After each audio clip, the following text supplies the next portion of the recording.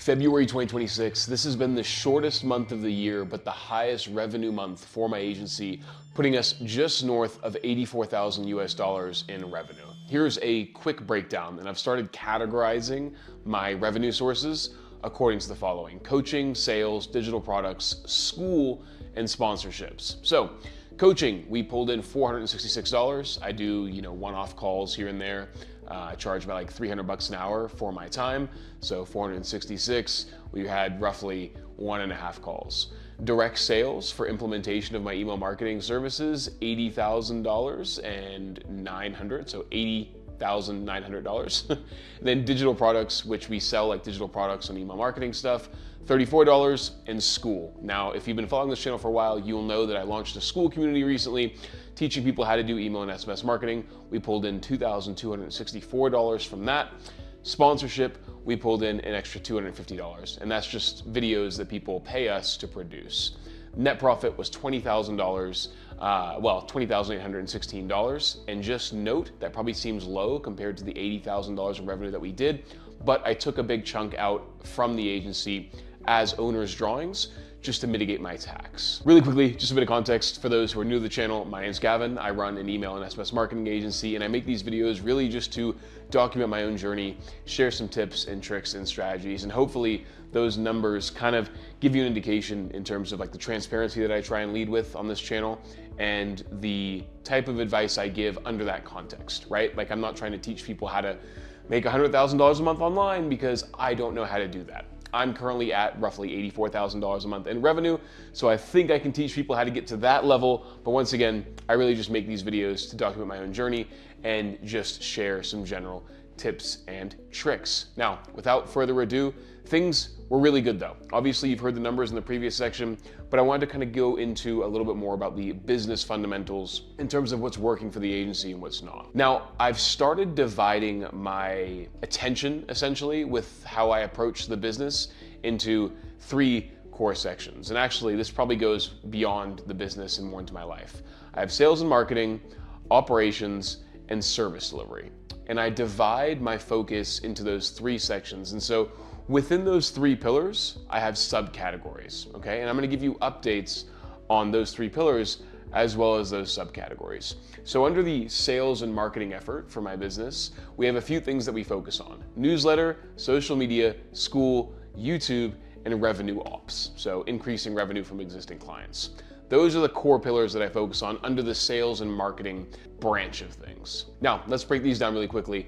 Number 1, the newsletter. My goal by the end of this year is to have the newsletter at about 5,000 subscribers. We're at 3,400, and the efforts that we do, or rather engage in, to push the newsletter growth is really just pushing out lead magnets on Twitter and LinkedIn. Now, I've actually been seeing some pretty good success with lead magnets being pushed on LinkedIn lately, and I've been using this tool called LeadShark. There's a link to the tool down there that essentially automates the process of when you post a lead magnet on LinkedIn, people comment to receive it, and you automatically DM them based off of what lead magnet you're trying to give out. And I've really been using that tool a bunch, and we've gained probably like an extra 100 to 200 subscribers last month off the back of the lead magnets we're pushing out, but we are seeing some pretty aggressive attrition in there.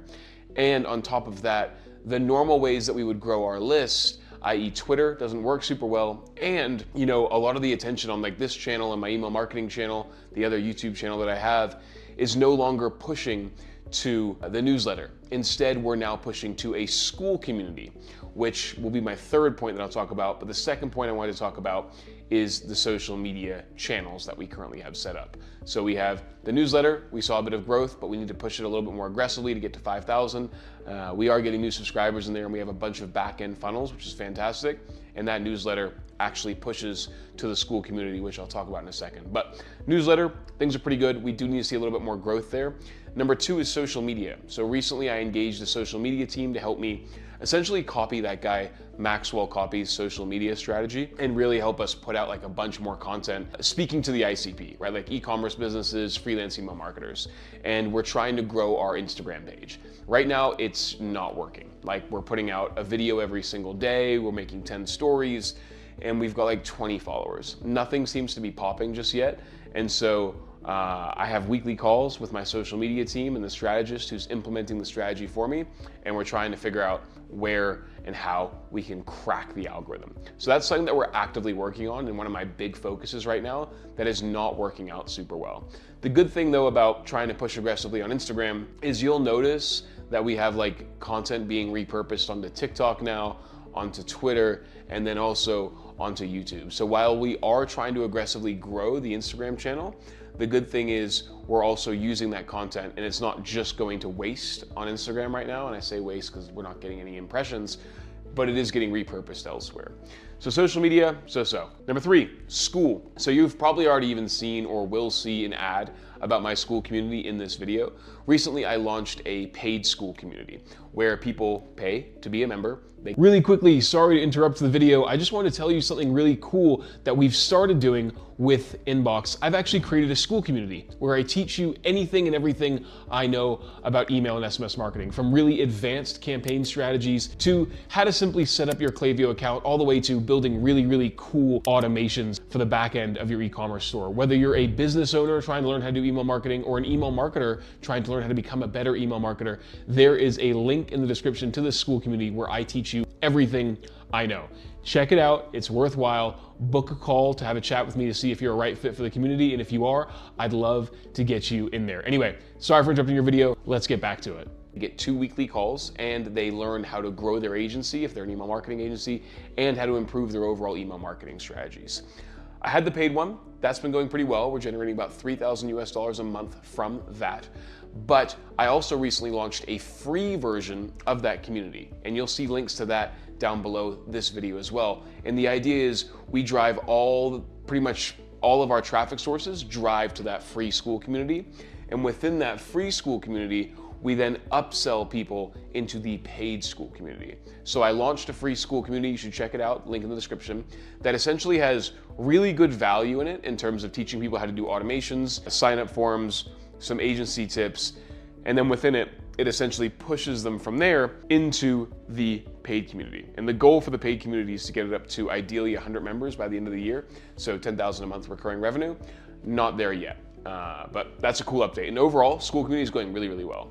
YouTube, on the other hand, listen, YouTube is my 4th thing that I focus on under the sales and marketing bracket. It's doing okay. We produce, 4 videos every single week. We're not getting any massive pops in terms of things that are working incredibly well from a video perspective. But the good thing is, while we do get maybe 20,000 views every single month across both of our channels, they're very qualified views. If you're watching this video, you're not watching this video to be entertained. You're watching this video to learn, which means you are probably an ideal client for one of the services that I sell, whether it be coaching, whether it be implementation of email marketing strategies, or whether it be my school community. And so while the videos don't get a whole lot of reach, they do reach the right people, and we make up for that loss in reach with ideally getting in front of the correct people. Overall, YouTube's good. We are getting a bit of a benefit from the short form content that we're repurposing from our social media channels into YouTube, which is pretty sick. And then number 5 out of that list is revenue ops. And so sales and marketing, to get to my goal of 200K months by the end of the year, we need to increase our prices. And so last month, I essentially raised my minimum engagement from $1,500 a month retainers to $2,000 a month retainers. And we're gonna gradually keep increasing. So before, when I first started my agency, I had $800 a month retainers. And believe it or not, we still have some clients on those old plans. So as part of the revenue ops pillar, we've actually been focusing pretty aggressively on increasing our prices for our existing clients, whom we have not already increased the price for in the last 6 months. And any new clients that come in, we go ahead and have increased our prices for the work that we do there. What that allows me to do is increase our margin for the agency and obviously our revenue, but also allow me to hire teams and people who are not spread thin, right? I don't have to have a team now to be profitable, manage 12 clients at $2,000 a month.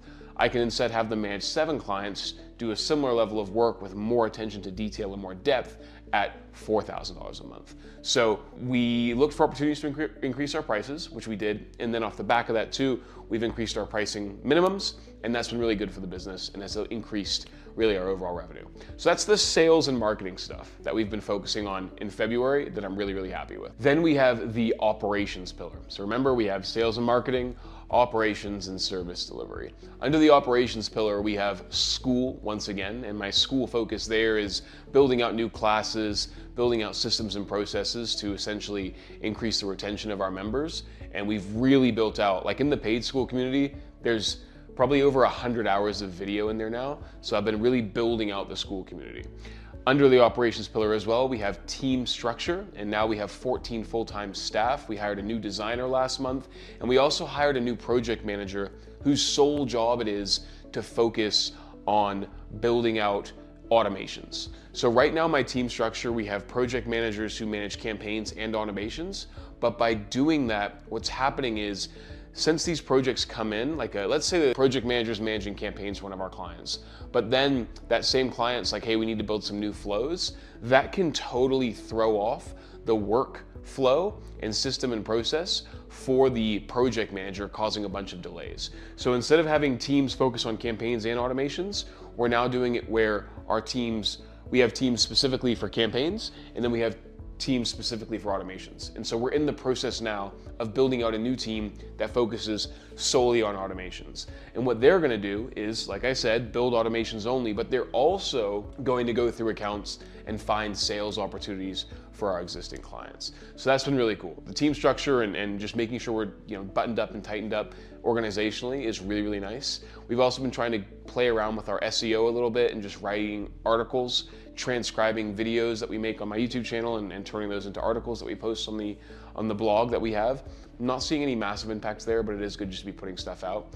One of my other goals as well under the operations thing, so just to recap, school, team structure, SEO, and then client facing is the fourth one. And ideally what I'm trying to do is get myself out of client facing roles, which has actually been really hard, especially as we grow pretty aggressively. A lot of the clients, this is one of the downsides of having a YouTube channel that's so founder-led, and you should check out my other email marketing channel, is that when people come to Inbox, they're actually not coming for Inbox. They're coming to work with me. They're coming to work with Gavin. And so a lot of the times in these sales calls and the strategy sessions, I'm still involved, which makes it quite hard for me to focus on other things, i.e. more sales and marketing, which ultimately moves the business needle in a positive direction. So I've been trying to get out of client-facing work, which is why I went ahead and built out another team to help us with automations, but I'm still kind of in it.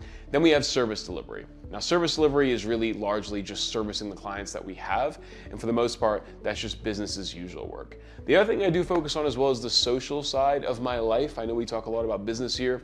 Two things that I really was processing last month from like a social perspective is, one, I got like super addicted to Zyns, and dude, I stopped taking them and I had like full-on withdrawals. And I'm good now, but just don't start. I know it feels like you're being a little productive, but oh my God, I tried stopping, and I have stopped, at least at the time of recording, and I had trouble sleeping, I felt sick, and I was grumpy.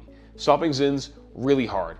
Another cool thing, or rather a thing that I've kind of gotten some pretty good insight into recently, is just like my relationship status. And so I'm both like conflicted about this in terms of like, one, I'm like super happy that I'm single right now because it allows me not to be responsible for anybody else but myself and my team at my company. And so like I'm in this stage now where I'm like, okay, I'm really trying to aggressively grow the company and scale this thing. And I actually encourage people who are in that phase to perhaps not put their partner through that and do that while they're single. But at the other time, there gets to be some like real lonely periods in your life, especially when you're working alone. And so if you are trying to build and grow aggressively, something that I've learned for myself is that if you do this while you're being single, you have the benefit of having a bunch of free time, but you have the downside as well of not having a lot of social interaction, especially like, I work from home, right? And so you have to combat that by actually almost making your social life a job in itself, right? Like setting dates to hang out with friends and making sure you are almost like, this sounds weird, but like I approach like each week I need to hang out with at least two of my, male friends. I really am trying to like build up my male friendships. And so I'm like trying to, hang out with two of my guy friends every single week and then do one social activity with my group. And I literally have it as a to-do list thing. And so just being quite organizational around that has really, really helped me. Anyway, this was a long video. That's the February update for my email and SMS marketing agency. If you have any questions, let me know. Check them down below. Once again, I make these videos really just to document my own story, share some tips and tricks, and really give myself something to look back on in the future as well. Thanks for watching. Subscribe to the channel, check out the Skool community. We'll see you in the next one. 2 videos every week.